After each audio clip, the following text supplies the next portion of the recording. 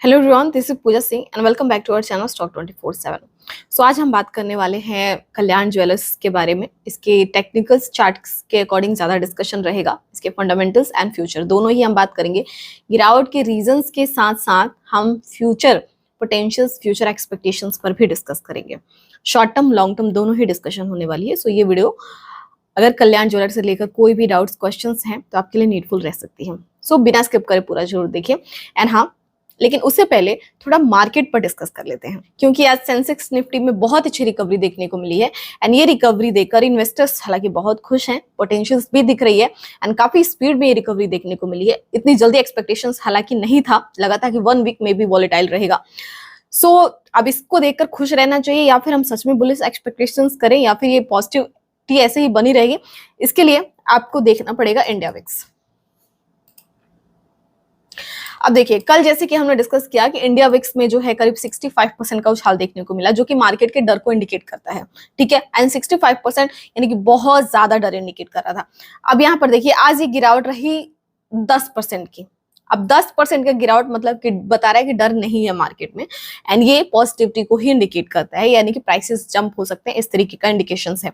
लेकिन आपको बता दूं कि अभी भी अगर आप देखोगे तो इंडिया विक्स 20 रुपीज के ऊपर ट्रेड कर रहा है, जो कि कम से कम 16 या 14 के आसपास होना चाहिए। यानी कि 16 से नीचे ही हम जो है एक स्ट्रॉन्ग मार्केट पॉजिटिविटी एक्सपेक्ट करते हैं। तो अभी भी ये 20 के आसपास है। ठीक है, एंड अगर ये गिरता रहता है तो ही हम पॉजिटिविटी एक्सपेक्ट करेंगे। एंड अभी भी 20 के ऊपर ही है, जिसका मतलब ये है कि अभी खतरा टला नहीं है, वॉलेटिलिटी अभी भी है, यानी कि अप डाउन हमें देखने को मिलेंगे। सो इससे जो है एग्रेसिवली आपको किसी भी चीज पर फोकस नहीं करना है, थोड़ा सतर्कता, थोड़ी सी सावधानी बरतनी जरूरी है। अब चलिए, अब हम बात कर लेते हैं कल्याण ज्वेलर्स के बारे में। सो कल्याण ज्वेलर्स ऑलरेडी जो देखिए अपने ऑल टाइम हाई से 50% तक करेक्ट हो चुका था।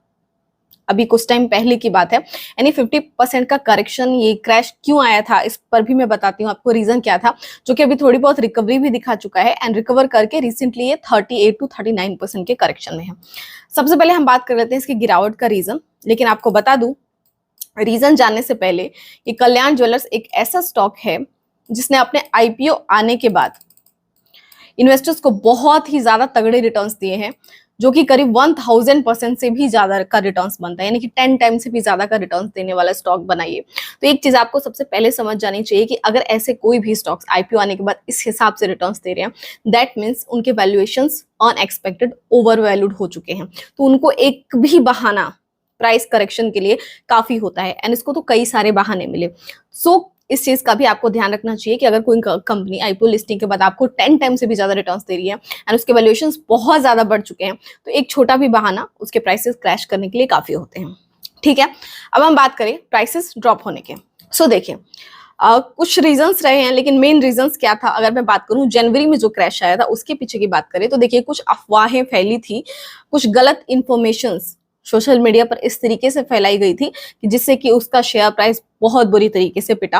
अफवाह क्या थी कि Motilal Oswal asset management company के फंड मैनेजर को कल्याण ज्वेलर्स में इन्वेस्ट करने के लिए रिश्वत दी गई थी। ठीक है, हालांकि कंपनी और एएमसी दोनों ने इसका बिल्कुल ही डिनाई किया एंड ये चीजें एक्चुअली में रिकवर भी हो गई, यानी कि ये क्लियरेशन भी मिल गया कि ऐसा कुछ भी नहीं है, ये अफवाहें हैं, गलत जानकारी है। उसके बाद भी प्राइसेस ने रिएक्ट नहीं किया, यानी कि देखा जाए तो कल्याण ज्वेलर्स पर ट्रस्ट थोड़ा सा खत्म हो गया, मैनेजमेंट पर ट्रस्ट कम रहा लोगों का, एंड इसने वो रिकवरी नहीं दिखाई। इसके पीछे का रीजन ये था कि जो गोल्ड के प्राइसेस थी वो बहुत तेजी से जंप हो रहे थे, एंड गोल्ड के प्राइसेस बढ़ने की वजह से बहुत सारी जो गोल्ड कंपनीज हैं उनकी डिमांड में कमी आ गई, सेल्स में कमी आ गई, क्योंकि लोगों के पास इंटरेस्ट रेट भी बहुत ज्यादा बढ़े तो डिस्पोजल इनकम कम था, तो लोगों ने खरीदारी कम की, जिससे कि डिमांड कम होगी, एंड जब डिमांड कम होती है, खरीदारी कम होती है, तो ऑब्वियसली कंपनीज के सेलिंग प्रेशर आएगा, कंपनी में जो है सेलिंग नहीं होगी तो उनके प्रॉफिट मार्जिन पर असर पड़ेगा।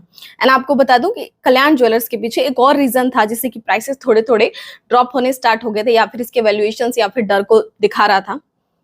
वो ये था कि जब अपनी गवर्नमेंट ने इंपोर्ट ड्यूटी को 15% से घटाकर, गोल्ड के इंपोर्ट ड्यूटी को 15% से घटाकर 6% कर दिया था, तो उस टाइम कल्याण ज्वेलर्स जैसी कंपनी को काफी चैलेंजेस फेस करने पड़े थे, एंड उस टाइम कल्याण ज्वेलर्स को 120 करोड़ का लॉस भी हुआ था।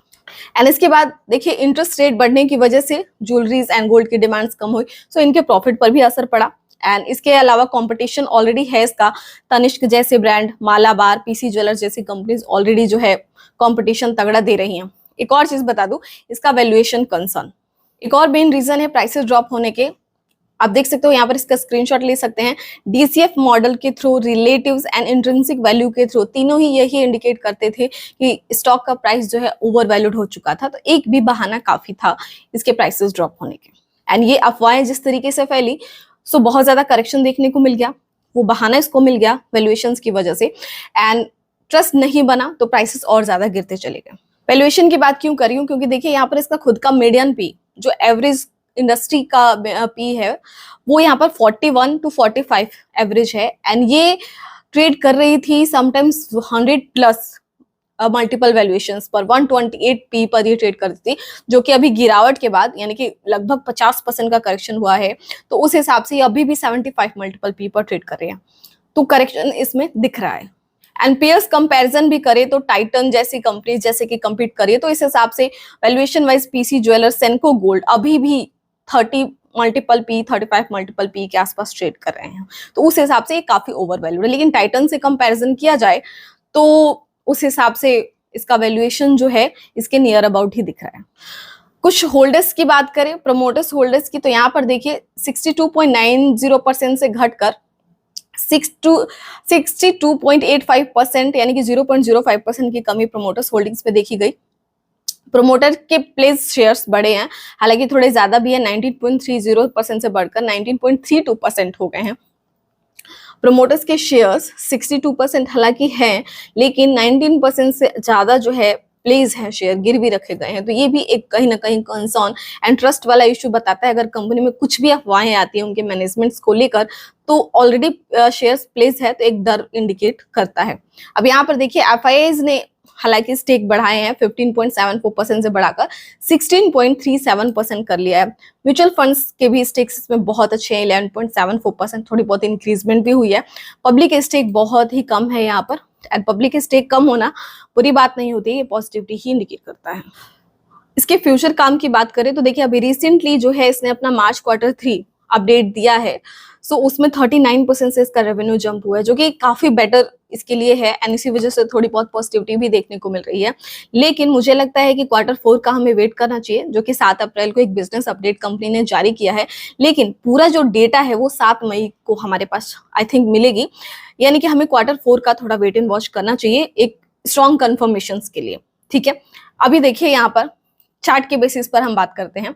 सो यहाँ पर सबसे पहले देखिए कि आपको एक ट्रेंड लाइन नजर आ रहा होगा। ये ट्रेंड लाइन यहाँ पर इस तरीके से क्रिएट हुआ है। इसका इसने ब्रेकआउट किया था, ब्रेकआउट करने के बाद एक रिटेस्ट किया इसने, ठीक है, रिटेस्ट करने के बाद रिवर्स हो गया। तो ये स्ट्रॉन्ग रिवर्सल होना चाहिए, लेकिन मार्केट पे थोड़ा प्रेशर आया, जिस तरीके से आप देख रहे हो माल, तो इसने ट्रेंड लाइन का फिर से रिटेस्ट कर लिया एंड एग्जैक्टली ट्रेंड लाइन को ही रिटेस्ट इसने किया है, अगर आप देख पा रहे होगे तो। सो यहाँ से जब तक ट्रेंड लाइन के ऊपर है तब तक एक पॉजिटिविटी हम देख रहे हैं, एंड अगर यहाँ से रिवर्स कर जाता है तो बेटर होगा। लेकिन रिवर्स करने के लिए भी कुछ कंडीशंस हैं। अब वो क्या है, सबसे पहले देखिए ये जो रेड लाइन है ये है 20 डे मूविंग एवरेज, ठीक है, एंड जो ग्रीन लाइन है ये है 50 डे मूविंग एवरेज। सो अभी रिसेंटली 20 डे मूविंग एवरेज को इसने देखिए क्रॉस कर दिया है, ठीक है, ये रेड लाइन को इसने क्रॉस किया, इसकी क्लोजिंग इसके ऊपर ही आप देख पा रहे हो, और ट्रेंड लाइन के ऊपर ही है, इसके रिटेस्ट करके भी क्लोजिंग इसने जो है ट्रेंड लाइन के ऊपर ही दी है। जिसका मतलब ये है कि 20 डे मूविंग एवरेज के ऊपर है शॉर्ट टर्म के लिए, ध्यान दीजिए शॉर्ट टर्म के लिए। लेकिन शॉर्ट टर्म में भी ये वॉलेटाइल रहेगा, क्यों? क्योंकि अभी देखिए 50 डे मूविंग एवरेज के ऊपर क्लोजिंग नहीं हुई है, 50 डे मूविंग एवरेज के भी नीचे है, 100 डे मूविंग एवरेज के भी नीचे है, 200 डे मूविंग एवरेज के भी नीचे है, ठीक है। इन तीनों के ही नीचे ट्रेड करिए तो हम जो है इसके लिए अभी पॉजिटिव नहीं रह सकते हैं, ये स्ट्रॉन्ग पॉजिटिविटी नहीं दिख रही है, यानी कि न्यूट्रल कह सकते हैं। शॉर्ट टर्म वॉलेटिलिटी थोड़ी सी दिख रही है, जिसके लिए आपको ध्यान रखना पड़ेगा। ये लेवल स्ट्रॉन्ग लेवल है, जो कि 50 डे मूविंग एवरेज भी है एंड इसका एक रेजिस्टेंस भी है, इसके ऊपर क्लोजिंग देती है। सो मे बी हम एक्सपेक्ट करेंगे 100 डे मूविंग एवरेज या फिर थोड़ी बहुत पोटेंशियल्स। लेकिन अगर आप चाहते हो कि कल्याण ज्वेलर्स से एक बड़ा मूव हम जो है कैप्चर कर सकें, तो उसके लिए आपको वेट करना पड़ेगा 50 to 100 डे मूविंग एवरेज के लिए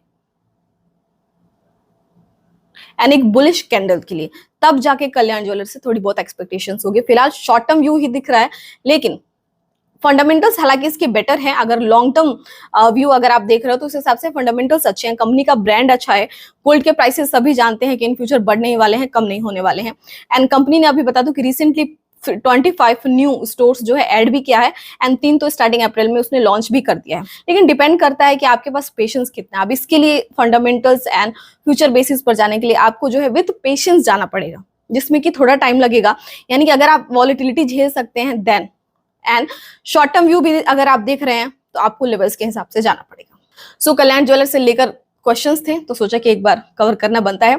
एक और चीज बता दूं कि हमारा दूसरा चैनल पोर्टफोलियो 247 है, जिस पर मैं अपडेट रहती हूँ। कुछ स्टॉक्स के एनालिसिस वहां पर भी मैं देती हूँ जो स्टॉक 247 पर आई थिंक नहीं दे पाती हूँ, जैसे कि मैज़ेगॉन डॉक मैंने उस पर दिया था, सेम वीडियो दोनों पर नहीं जा सकती है। वोडाफोन आइडिया का, उज्जीवन स्मॉल फाइनेंस के, इन सभी के एनालिसिस ऑलरेडी वहां पर है, तो हमारा पोर्टफोलियो 247 चैनल भी सब्सक्राइब कर सकते हैं। बाकी अगर आपको कोई भी क्वेश्चन, कोई भी डाउट्स है तो स्टॉक 247 हमारे एप्लीकेशन को विजिट कीजिए, वहां का चैट सेक्शन सभी के लिए फ्री रहता है। एंड अगर इंटरेस्टेड हो तो मेंबरशिप के बारे में भी जानकारी ले सकेंगे। तो जाइए स्टॉक 247 एप्लीकेशन को विजिट जरूर कीजिए। मिलते हैं नेक्स्ट वीडियो में। Thanks for watching, bye bye.